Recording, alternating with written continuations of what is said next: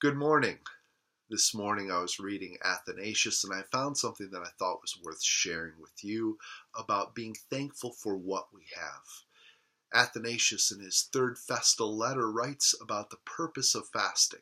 Now, before we get too far along, you may wonder who Athanasius was. A quick internet search will remind us that he was born around the year 295 in the city of Alexandria, and he had a primarily Christian upbringing, and in 328 the church selected him to be the Bishop of Alexandria, and it was at that time that he began a crusade against the heretical belief of Arianism. That's the belief that Jesus was created. He countered this heresy by saying that if this were the case, Jesus couldn't save people from their sins. These writings caused people to exile him 5 times.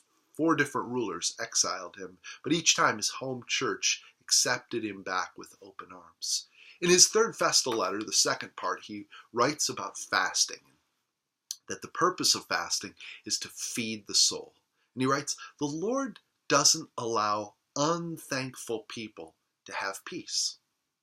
For there's no peace to the wicked, says the Lord. They work in pain and grief.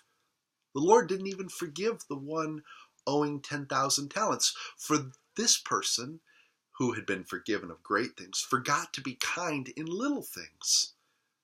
So he paid the penalty even for his previous debt. And this was definitely fair, says Athanasius.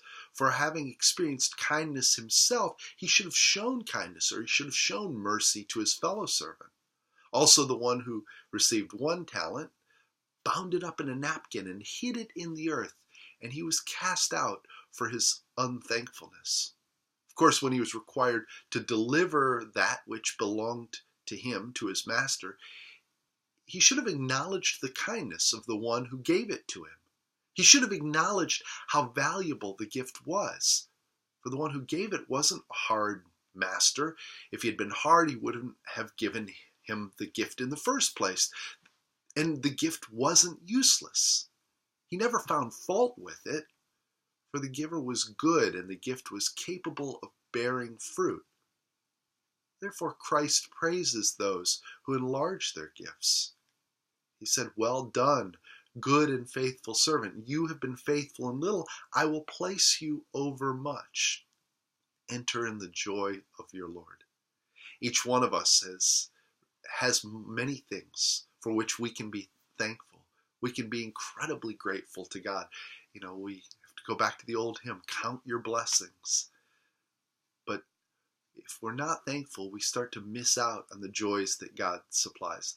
This was something Athanasius wrote a millennium and a half, more than that, more than 1700 years ago.